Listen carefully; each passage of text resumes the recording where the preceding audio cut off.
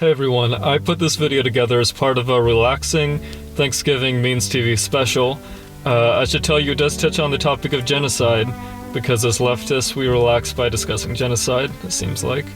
But anyway, I hope you all are taking care of yourselves and taking care of others, and that those of you who celebrate are having the best and most COVID-safe Thanksgiving possible. Take care everybody and enjoy. Welcome to Art House Art with Art House Politics, Episode 2. This is my first ever watercolor. I made it for my mom. It's of wild turkeys that you'd sometimes find on my grandpa's farm in Tennessee. This turkey is about the size of Godzilla. Yeah, I believe this painting shows promise, but my perspective is worse than Adolf Hitler's. And no, PragerU, that's not because socialism killed more people than fascism. Grifter fucking morons. This Thanksgiving, we're making turkeys, but not in watercolor. We'll use crayons, the medium American children might use in the nostalgic tradition known as hand turkeys. Step 1. Trace your hands. These outlines will become a pilgrim and Indian turkey to commemorate the settler colonial propaganda myth of the first Thanksgiving. The thumbs are the heads. Pilgrims didn't actually wear buckles, but in the annually performed simulacrum of native European contact, pilgrims are decked out in buckles. Here's a tip. By crisscrossing different colors, you can blend them in a technique known as cross-hatching. The fingers are going to be the turkey's tail feathers, and we're going to put a buckle on each finger. Look at this happy guy. Color in each of the tail feathers with a festive autumn palette. Depending on your budget, you could shell out for metallic crayons. Made of precious metals, these crayons are professional quality, and the results speak for themselves. As leftists, we don't talk enough about settler colonialism. In this specific kind of colonialism, a group settles an indigenous group's land in a process of domination. Settler colonialism structures our reality to a surprising degree. Now let's work on the Indian turkey. It'll wear a headdress because it's the chief. I'll read an excerpt from Queer Terror, Life, Death, and Desire in the Settler Colony by C. Heike Schotten, 2018. Native studies scholars and anti-colonial critics alike have argued that contemporary U.S. imperial formations remain bound to the European incursions in North America and the violences of genocide, dispossession, warfare, disease, transfer, and forced removal that characterized the emergence and establishment of the U.S. nation-state. These scholars suggest that the study of contemporary empire must not only acknowledge the fact of this connection, but actively seek to excavate the historical, political, and cultural continuities between them in order to clarify the character of the colonial present.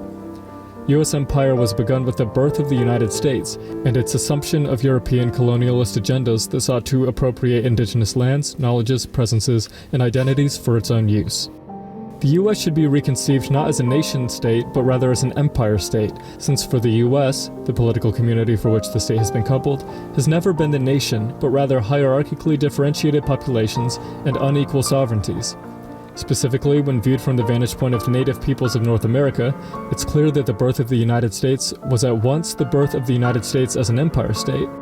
Reading biopolitical sovereignty and in For the 21st Century, then, requires taking into account not simply its imperial manifestations, but also its colonial origins. Failing to do so risks producing an anti-imperial political analysis that covers over, colludes with, or consolidates settler colonialism. Try not to make the turkey's waddle look phallic. The more I tried to fix it, the more phallic this one became. Before we finish the Indian turkey, let's fill out the scene. I'll give it a puppy turkey as a friend. I'll put a bird turkey in the sky. I'll put bison turkeys in the background. American settlers would systematically slaughter bison to near extinction to starve out Native Americans. Next, get out a lighter, cause you'll need to be high to try out this next technique. Just kidding, you can melt the wax onto the paper. Oops, solar flares. Now I'll read excerpts about settler colonialism from Hyperincarceration and Indigeneity by Thalia Anthony and Harry Block, 2020. Settler colonialism differs from other brands of colonialism in that it embraces not simply the exploitation, but the wholesale appropriation of land, as though it were always already the property of the European awaiting discovery. Settlement requires the extinguishment of indigenous rootedness in land, not always the extinguishment of the people themselves. Genocide remains one among a range of strategies including forced assimilation, dispossession, enforced mobility, and concentration in places of confinement. The necessity of violence runs through settler colonization globally. Indigenous people were, paradoxically, both subject to white law and exempted from its protections. Colonialism claimed sovereignty while denying indigenous people citizenship. Western law incorporates indigenous people into the settler nation by simultaneously pursuing their elimination. For this to occur, indigenous people had to be governed in a state of legal exception. They had to be placed in zones that applied only to them. Because the sky is up high, color the very top of the canvas blue.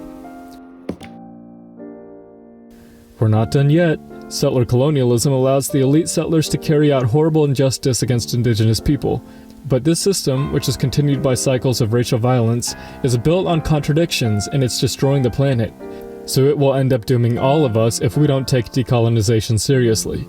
Let's punish the pilgrim by setting him on fire.